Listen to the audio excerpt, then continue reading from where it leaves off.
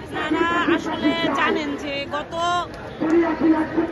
2-3 দিন আগে আমাদের এই ফ্যাসিস্ট হাসিনার যেই রাষ্ট্রপতি ছিলেন আব্দুল হামিদ, সে দীর্ঘ 9 মাস পরে বাংলাদেশ এয়ারপোর্ট থেকে সে পালিয়েছে।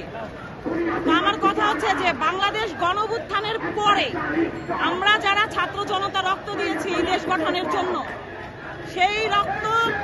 সেই গণঅভ্যুত্থানের ছাত্র জনতার রক্তকে উপেক্ষা না করে তারা আজকেও দেখেন আপনি রাজপথে তাদের রক্ত শুকায় নাই, অথচ তারা তাদেরকে শেল্টার দিয়ে সেফ এক্সিটের জন্য এই ধরনের কুলাঙ্গাদেরকে পালাতে সহযোগিতা করেছে। আমি মনে করি যে ভবিষ্যতে তারা সেফ এক্সিট পাওয়ার জন্যই তাদেরকে সুবিধা করে দিচ্ছে।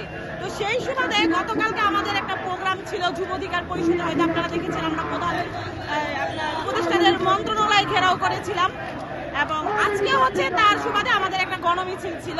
আমরা যমুনার দিকে যাব, এই জন্য আমাদের কিছু দাবি ছিল, সেই দাবি নিয়ে হঠাৎ করে আমরা এখানে যখন মিছিল নিয়ে আসলাম, মিছিল নিয়ে আসার পরে এখানে আপনারা দেখেছেন যে হাজার হাজার পুলিশ আপনার কি বলে ওগুলাকে আনসার আমাদেরকে হামলা করেছে, আমাদেরকে সেখানে মিছিল নিয়ে যাইতেই দিতেছে না। মানে আমাদের এমন ভাবে হামলা করছে, আপনারা হয়তো ভিডিওগুলো দেখলে আপনারা বুঝতে পারবেন।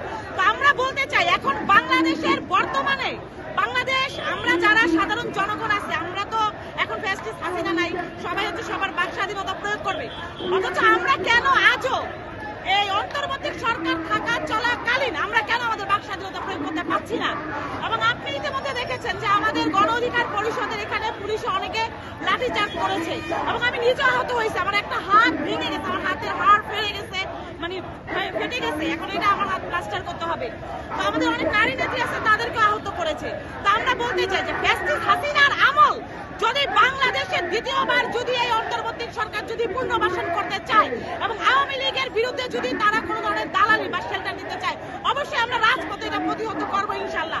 এবং আমরা সেই সাথে আরেকটা বার্তা জানিয়ে দিতে চাই যে যেই ধরনের উপদেষ্টাদের কারণে আজকে দেশে এই ধরনের ঝামেলা, তাদেরকে আগামী 24 ঘন্টার মধ্যে গণ অধিকার পরিষদের প্রত্যেকটা নেতা কর্মী তাদের পদত্যাগ দাবি করতেছে এবং আমরা আগামী 24 ঘন্টার মধ্যে রাজপথে আমরা আবার নামবো এবং আমাদের কর্মসূচি হবে এবার আরো ভয়াবহ। এবার আমরা ঘেরাও করবো যমুনা, আমাদের অভিমুখ হবে যমুনা। Thank you.